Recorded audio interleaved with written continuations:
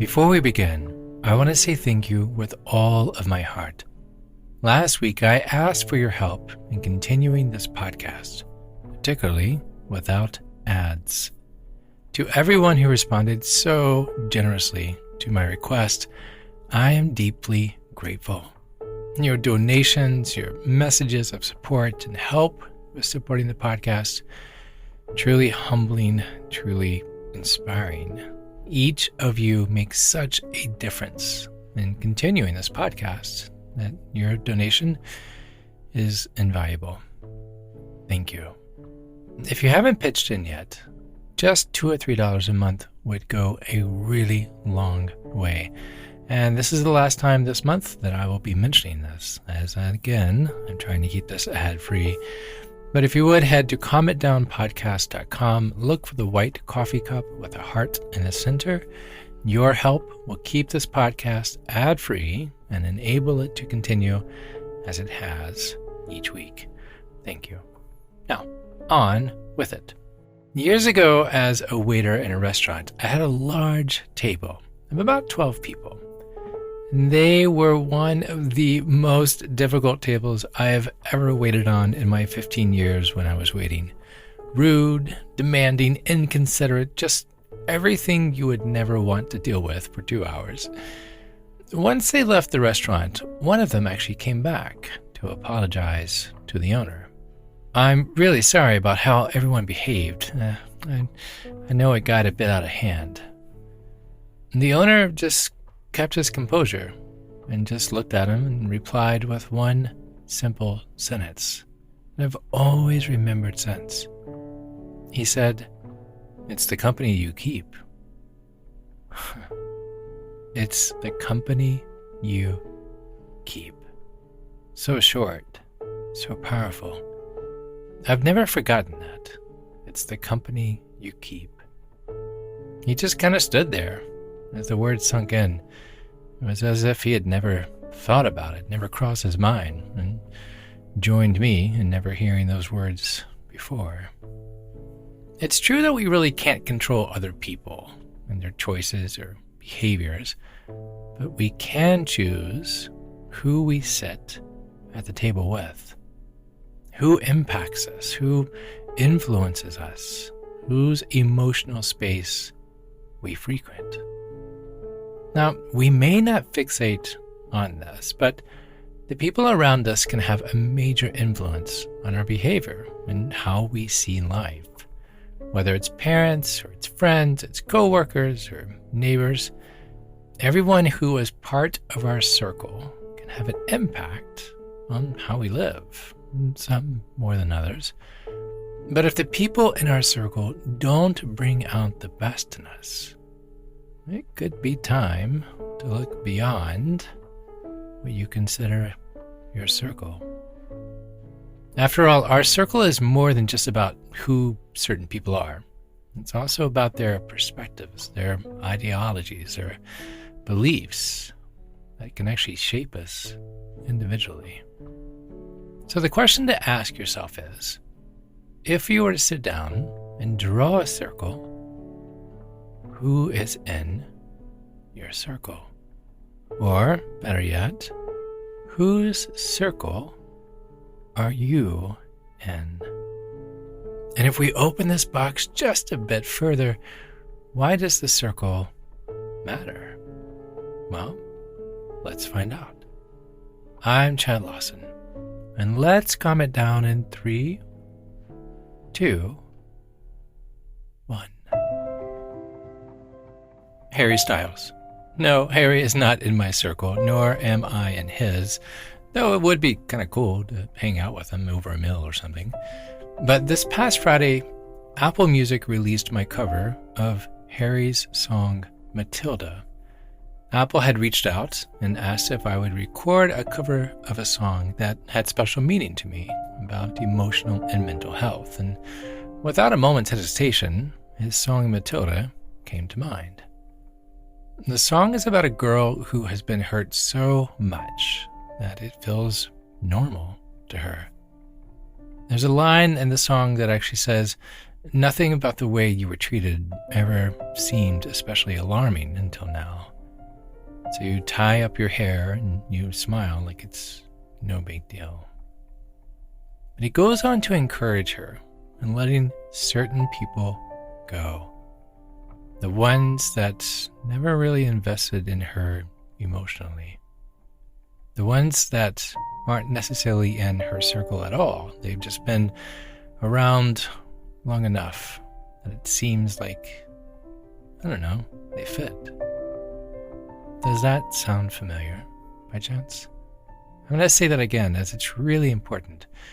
In your circle, are there people that aren't necessarily in your circle at all? They've just been around so long that it seems like, well, I don't know, they've just always been there. Maybe it's time to clear the air and make room for some new energy. The circle of people we surround ourselves with can make or break our spirit. Whether pessimists or optimists, they can be the wind pushing the sails of our ship. It just depends on which direction those winds are being pushed. When we're able to find people who give us life, it helps make the world just a little bit brighter, and suddenly those difficult moments, they don't seem so difficult. But on the flip side, some people try their best to take away our sparkle just by trying to bring us down through jealousy or judgmental comments. Such toxic company can really put a damper on our outlook. Deciding to reshape your circle, obviously it's no easy task. I understand that, especially if you're generally not one to rock the boat, so to speak.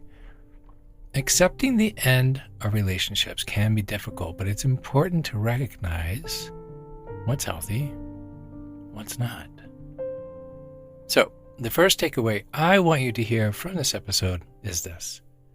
If someone has never really emotionally invested in you before, then they're likely not worth keeping around. Is that harsh? Yes, it is. That is a harsh word, but I want you to think about it. If someone has never really emotionally invested in you before, then they're likely not worth keeping around.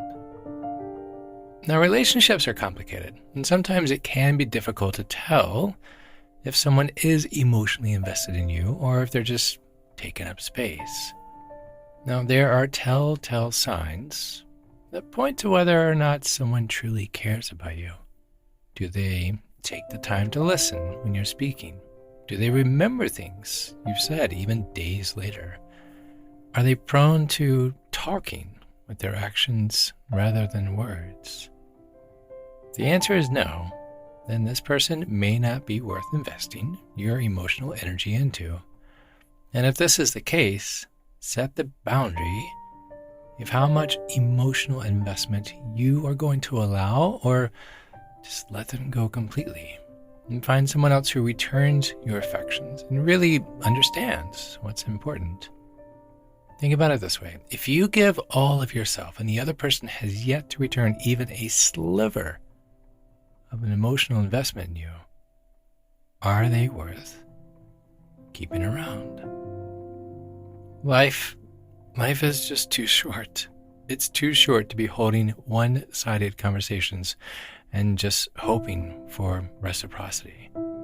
There are plenty of people in the world who will be happy to have you in their lives. So why waste your time with people who do not understand that a relationship cannot work unless both people care, are you ready, about each other? Emotionally, at the core, is that person worth keeping? Now, the second takeaway is this, and I bring this up because a number of you have actually written me about this. What if it's someone that's in my family, right? That's got to be different, right? There's nothing more toxic than a bad relationship, and unfortunately, sometimes those relationships maybe a family member. It can be extremely difficult to let go of someone who is supposed to be close to you. But it's important to remember that regardless of the person, you deserve to be treated with respect and with kindness. If someone in your family is constantly making you feel bad, making you anxious, elevating the environment of just stress, it might be time to create some distance. Or, as harsh as this may sound, let them go completely.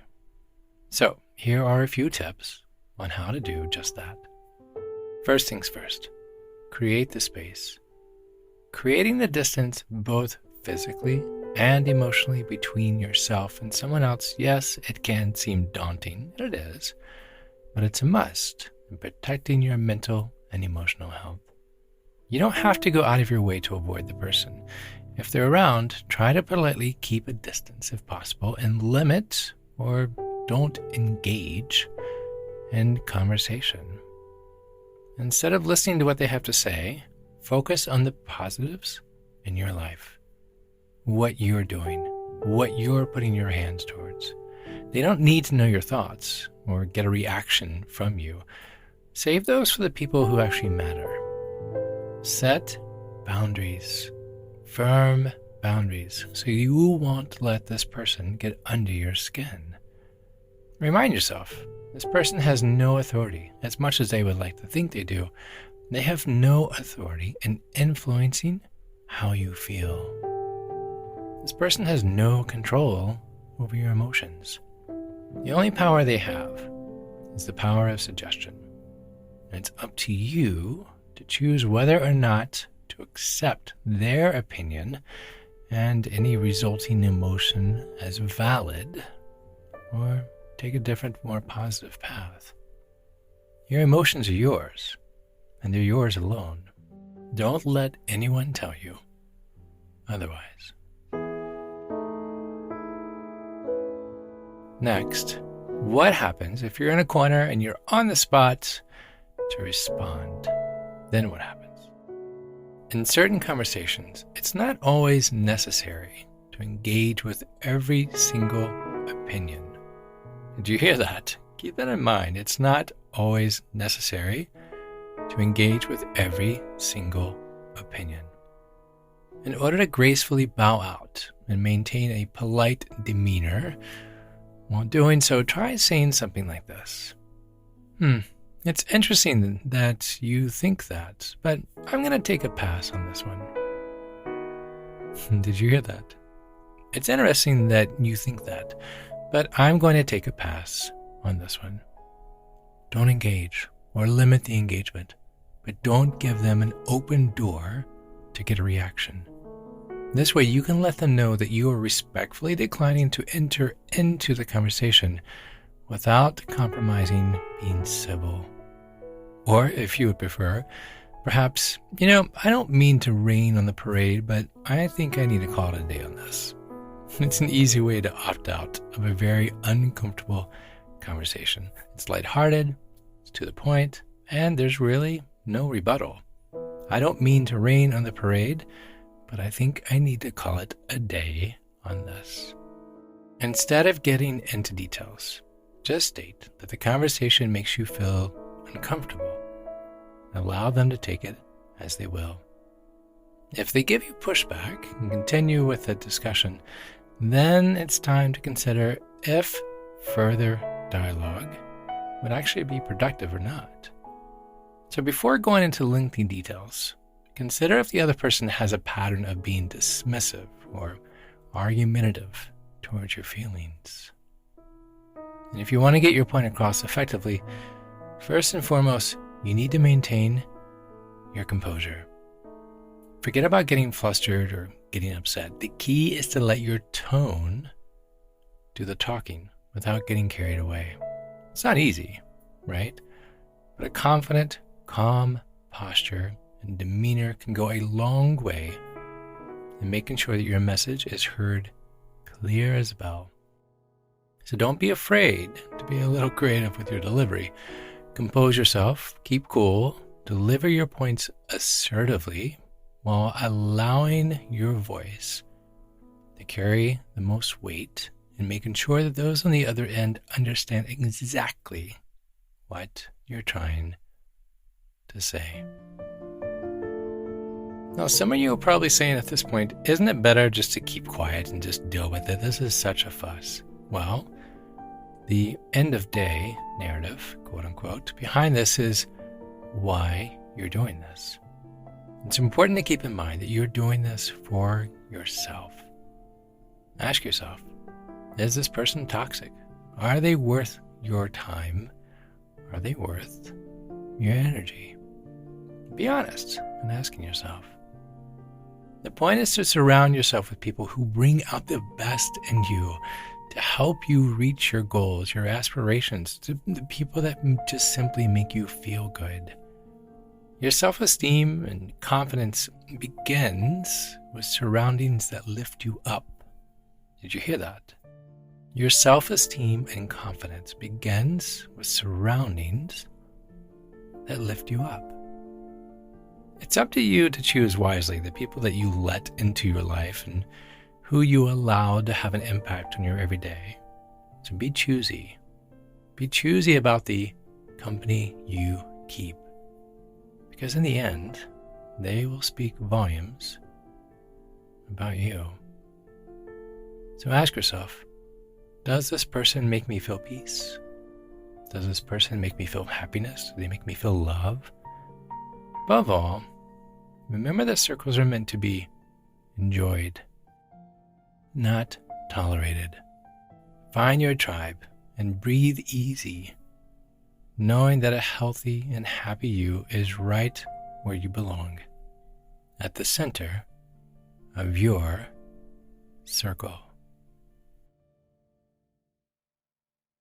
To find more episodes of Calm It Down, or to see concert dates where I may be performing in your area, or to simply know where to send some chocolate chip cookies, visit cultivate.podcast.com. This podcast was produced by yours truly, Chad Lawson, composer, pianist, and nationally recognized sweet tooth. Now, something my attorney would like me to say. The views, expressions, and techniques in this episode are of my personal opinion and not intended to, nor should they, serve as a substitute for medical advice or diagnosis rendered to you by your individual doctor or other healthcare provider. Only a licensed physician should evaluate your situation, provide a diagnosis, or render other medical advice to you, and you should act only upon the advice of this physician. Now, what I would like to say, I'm an extreme empath by nature, but my profession is that of a composer and pianist, not a licensed therapist or a physician. I hear from thousands of listeners how my music has helped them through various stages of emotional needs, and I simply want to offer this and future podcast episodes to aid those needs. To find a list of licensed professionals in your area, please visit calmitdownpodcast.com.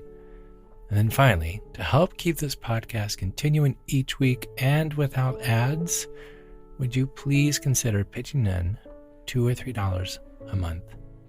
Your $2 or $3 a month will go a long way in supporting the time, the additional people, and content that you hear each week. If you would please visit calmitdownpodcast.com, look for the white coffee cup with a cute little red heart in the center, or you can scroll all the way down to the bottom of the page to find a QR code that will take you there directly.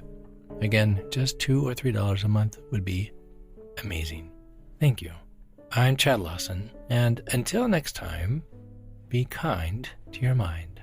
And join me next week as we calm it down.